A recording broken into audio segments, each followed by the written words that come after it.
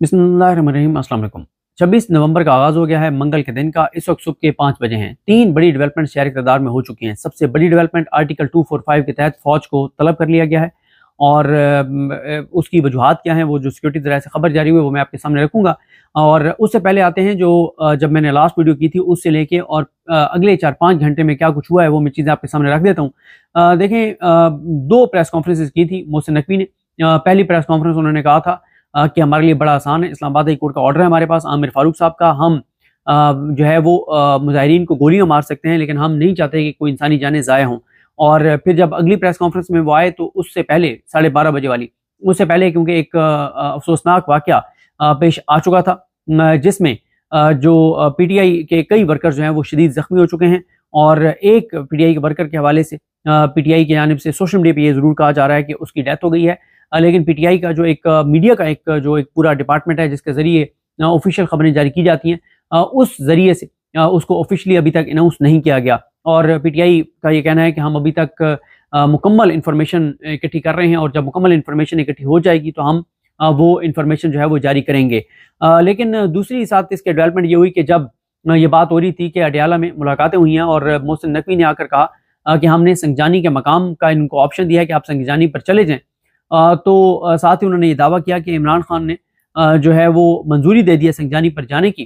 तो उसके बाद बैरिस्टर गौहर जो हैं वो मिल के आते हैं इमरान खान साहब से, राब्ते करते हैं और बुशरा बीबी जो है वो अचानक कंटेनर पर आती हैं और कंटेनर पर आकर वो ऐलान करती हैं और कहती हैं कि हम डी चौक हर सूरत में जाएंगे और कुछ साजिशी अनासर जो हैं वो हमें डी चौक से दूर रखना चाहते हैं लेकिन हम डी चौक हर सूरत में जाएंगे, आप गाड़ियों में बैठे और रवाना हो। और पूरा काफिला जो है वो डी चौक की तरफ रवाना हो जाता है और इस वक्त G13 को क्रॉस कर रहा है वो काफिला।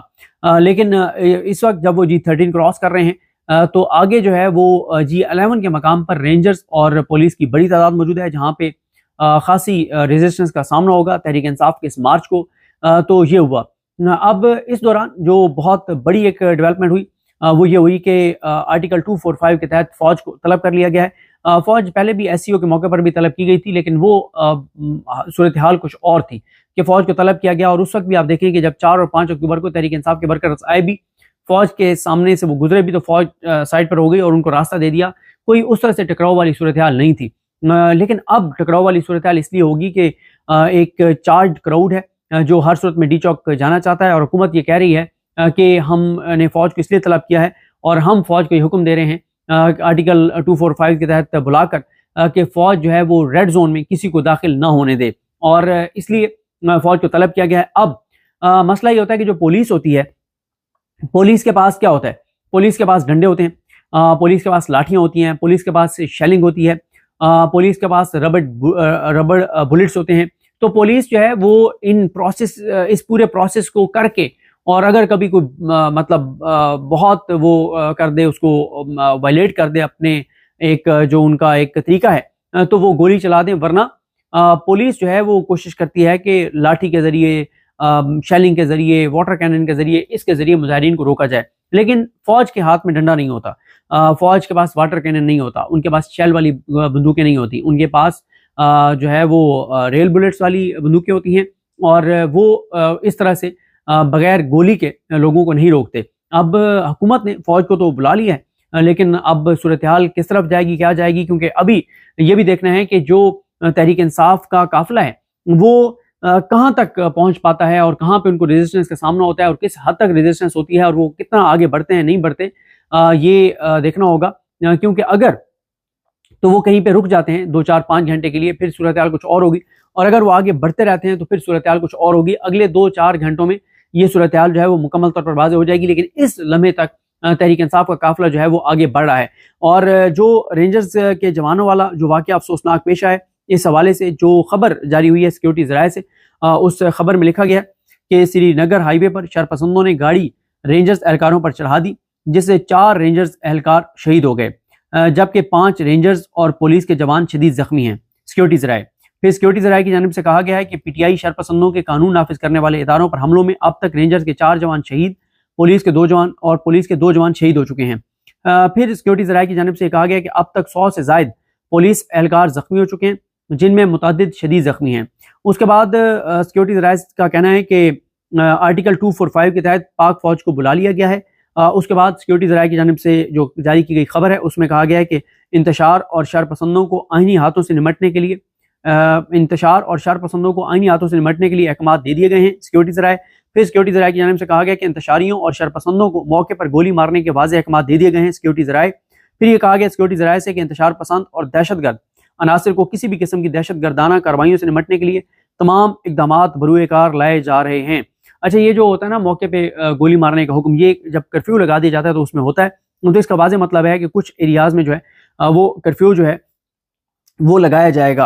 अब वो किस एरिया में और किस जगह के ऊपर वो कर्फ्यू लगाया जाएगा, और ये भी देखना होगा कि जो फौज के जवानों को बुलाया गया है, वो सिर्फ रेड जोन की सिक्योरिटी के लिए बुलाया गया है, वो सिर्फ रेड जोन की अहम इमारतों के लिए बुलाया गया है, या मतलब उनको G11 तक फौज को जो है वो भेज दिया जाता है। ये देखना होगा क्योंकि ये बहुत इंपॉर्टेंट है कि किस मकाम तक फौज जो है वो जाती है, क्योंकि अगर तो फौज सिर्फ रेड जोन में रहती है, डी चौक में रहती है, ब्लू एरिया में रहती है, फिर अभी तहरीक इंसाफ के वर्कर्स हैं उनको 2-3 जगहों पे मज़ामत का सामना करना पड़ेगा, 2-3 जगहों पे मज़ामत को क्रॉस करके और फिर वो रेड जोन में आएंगे। लेकिन अगर तो जो तहरीक इंसाफ के कारकुन हैं वो मतलब वो 2-3 रुकावटें भी क्रॉस कर जाते हैं, तो फिर जाहिर है उनका फौज के साथ आमना सामना होगा और फिर देखना होगा कि सूरत हाल क्या होती है।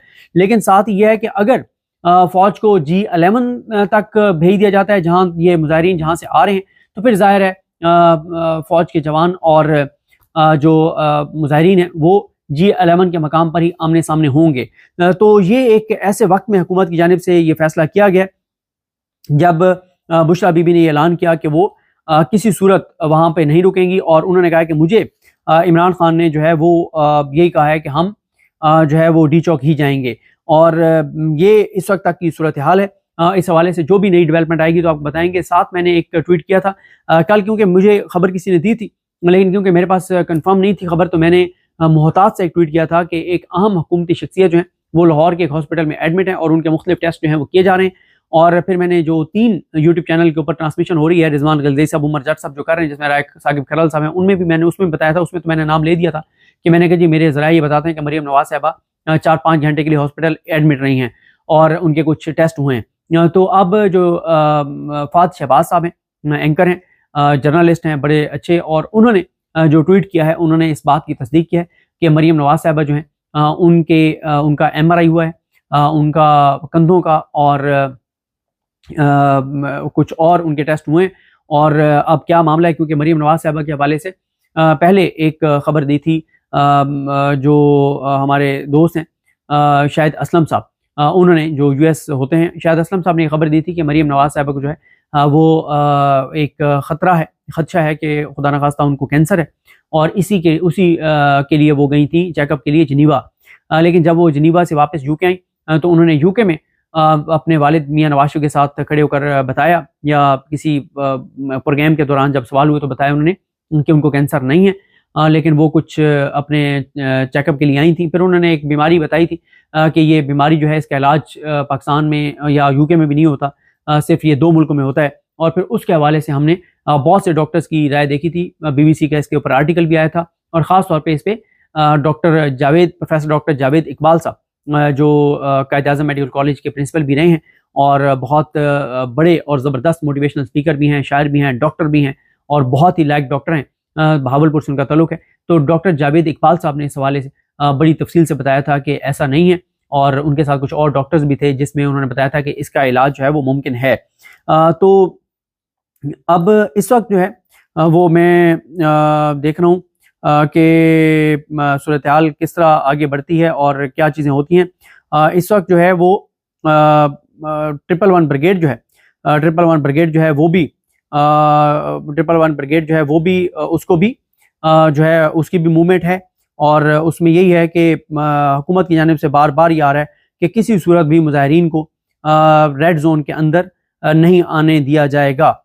और इसी तरह से बुशरा बीबी ने अभी एक गुफ्तगू की है, उन्होंने कहा कि मैं जानती हूँ आप सब थके हुए हैं, मगर आज हम आराम के लिए बैठ गए तो आने वाली नस्लें कभी आराम नहीं कर पाएंगी। मैं आगे आपको लीड करूंगी और हम अभी जो है वो डी चौक पहुंचेंगे। और इस वक्त जब बात हो रही है वो जो काफिला है वो G11 के करीब जो है वो काफिला पहुंच चुका है। और ये अब वो मकाम है, वो मकाम है कि किस जगह के ऊपर किस जगह के ऊपर उनको रोका जाता है या उनको आने दिया जाता है और वहाँ पे रेजिस्ट नहीं किया जाता और आगे किसी मकाम पे रोका जाता है, ये कुछ देर में पता चल जाएगा। लेकिन काफिला इस वक्त, जब मैंने ये वीडियो का आगाज़ किया था तो उस वक्त पता चला था कि काफिला जो है वो G13 गुजरा है और अब काफिला जो है वो G11 के पास पहुंच गया है। तो जैसे ही कोई और मालूमात आती हैं तो हम आपको अपडेट करेंगे, लेकिन इस वक्त तक के लिए इतना ही। और सुबह 5 बजे तक की मैंने आपको अपडेट दे दी है। मुझे अपनी दुआ में याद रखें। अल्लाह करीम हम सब का हामी नासर। अल्लाह हाफिज़।